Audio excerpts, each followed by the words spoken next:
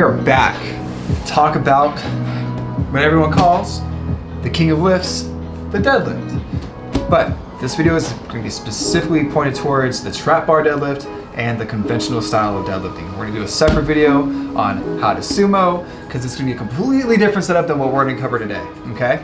So we're going to get right into it. First thing we want to do with our conventional and our trap bar deadlift, I would actually recommend everyone to start with a trap bar. It's a little bit easier on the body. It's a little bit easier of a position for your body to hold and to get used to.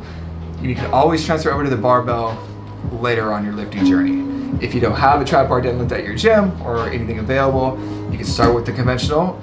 Nothing wrong with that at all, okay?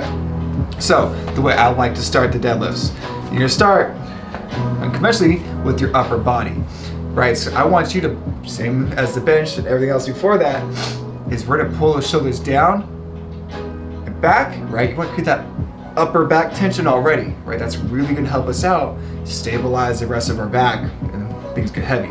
So you're pulling those shoulder blades down and back, and you're gonna crank those arms down, right? We want to get that lat tightness and that lat rigidity to help us stabilize our back, okay? So upper back's nice and tight. We're gonna recreate that same breath from the squat. We're gonna really try to get that big breath in. That diaphragm breath, the obliques and that lower back. You're gonna push that core out as far as you can and then brace, right? That total 360 coverage of core tightness is where we wanna be. With the deadlift, it's a little weird because you're gonna bend over. I like to take it at the bottom. Some people like to take the breath at the top. Whatever works for you, just make sure you get a big breath in to keep that core tight, okay? So with the breathing and the upper body all taken care of, now let's go to the lower.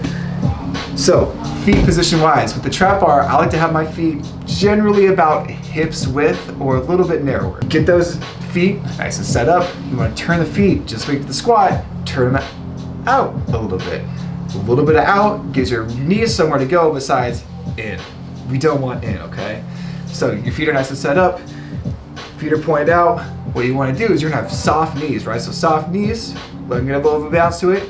You're gonna push your butt back as far as it's gonna go, okay?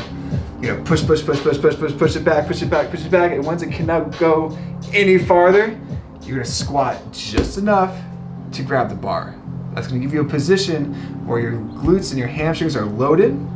Your weight is on your heels, okay? Just like the squat. We wanna weight on our heels to load the back side of our body up and to get ready to get this thing off the ground, okay? So you're all wedged in, your lats nice and tight, your big breath is in your core, you're sitting on your heels with that 60-40 split, right? Then to press up, all we're gonna do is stand up you're gonna stand up with your glutes squeezing forward, okay? Don't just stand up and just willy-nilly. Push your hips forward as you stand up. That's gonna get your whole glute and your whole ass into gear and to help you lift this thing off the ground, okay? So, a couple common mistakes that people have, especially with the trap and the conventional style deadlift. Number one, they pull from their toes, right? So that means they're on their toes or the front part of their foot when they stand up. So as they're lifting the weight, all that pressure is on their toes and they're falling forward and they're using their quads a little too much to stand up. Feel a lot more quad with the trap bar deadlift than the conventional style with the barbell.